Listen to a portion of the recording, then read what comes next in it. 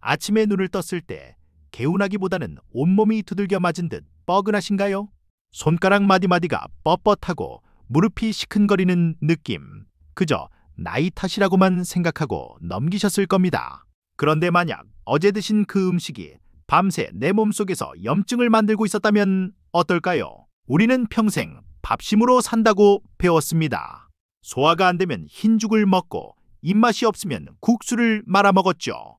그런데 이상하게도 병원은 더 자주 가게 되고 소화제는 늘 식탁 위에 놓여 있습니다. 왜 건강하게 먹는다고 노력하는데 몸은 점점 더 무거워지는 걸까요?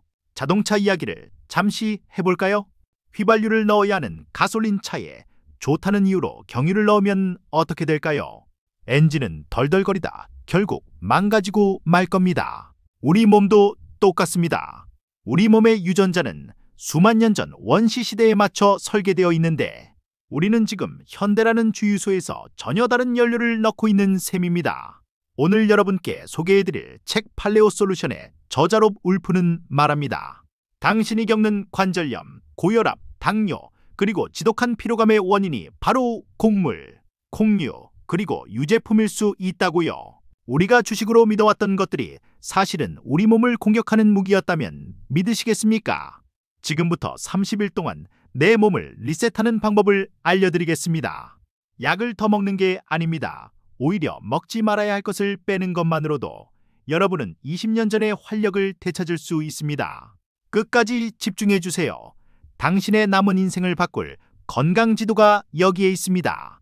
여기 65세 김철수님의 점심 식사를 한번 볼까요? 철수님은 건강을 위해 현미밥 한 공기에 두부조림, 그리고 후식으로 통밀빵 한 조각을 드셨습니다. 아주 모범적인 건강식단처럼 보이죠?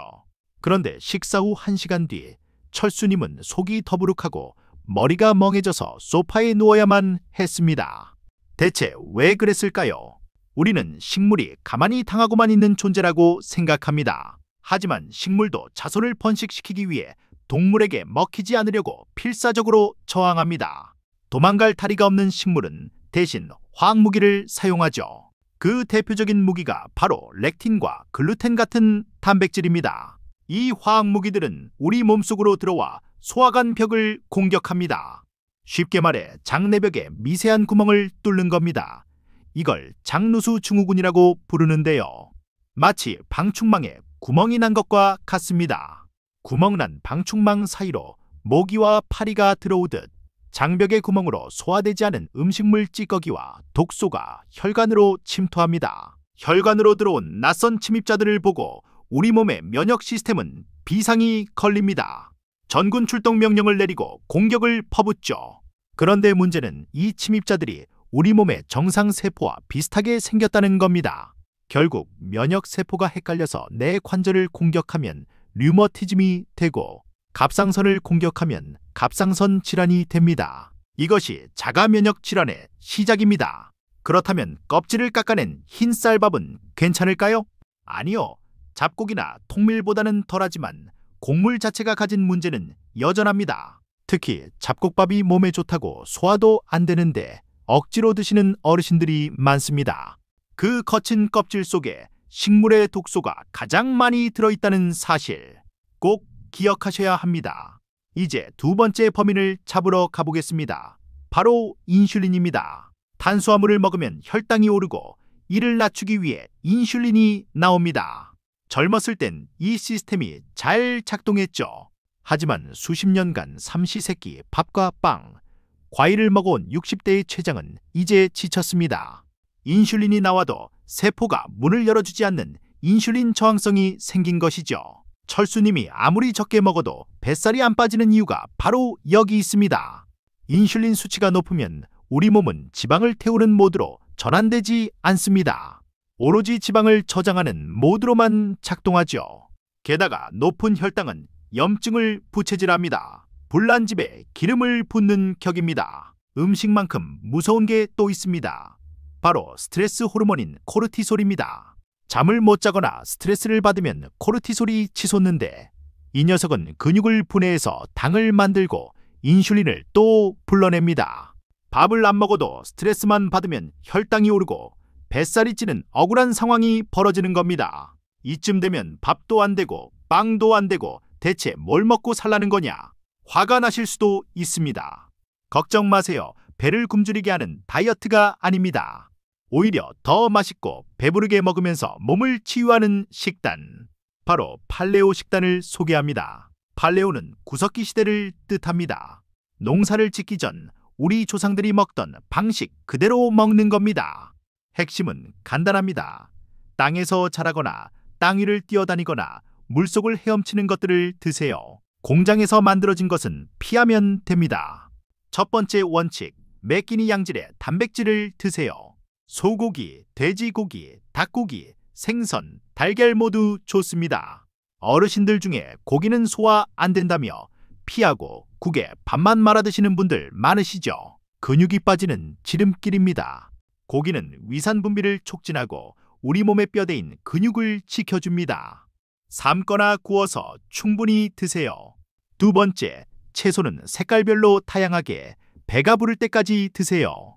시금치, 브로콜리, 양배추, 상추 같은 잎채소는 탄수화물 함량이 적으면서도 비타민과 무기질이 풍부합니다. 우리 몸을 정화하는 청소부 역할을 하죠. 단, 감자나 고구마처럼 전분이 많은 채소는 조금만 줄여주세요. 세 번째, 좋은 지방을 두려워하지 마세요. 올리브유, 아보카도 오일, 견과류, 그리고 고기에 붙은 자연스러운 지방은 우리 뇌를 건강하게 하고 포만감을 줍니다. 지방을 먹어야 지방이 빠진다는 사실, 아이러니하지만 진실입니다. 피해야 할 것은 식용유, 카놀라유 같은 가공된 식물성 기름입니다. 너무 어렵게 생각하지 마세요. 딱 30일만 실험해 본다고 생각하세요. 30일 동안만 밥, 빵, 면, 유제품, 콩을 완전히 끊고 고기, 생선, 채소, 과일, 견과류만 드셔보세요. 첫 줄은 힘들 수 있습니다. 밥을 안 먹으면 허전하니까요. 하지만 2주가 지나면 놀라운 일이 벌어집니다. 점심 먹고 쏟아지던 졸음이 사라집니다. 아침에 일어날 때 관절이 부드러워집니다. 속쓰림과 가스가 사라지고 배가 편안해집니다. 무엇보다 거울 속 뱃살이 눈에 띄게 줄어들 겁니다.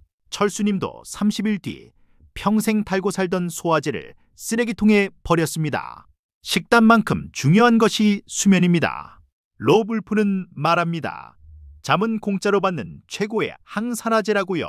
주무실 때는 방을 칠흑같이 어둡게 만드세요. 작은 불빛 하나도 우리 뇌를 깨웁니다. 최소 7시간 이상 푹 주무셔야 손상된 장벽이 복구되고 살이 빠집니다. 운동은 거창할 필요 없습니다. 원시인들이 헬스장에 다녔을까요?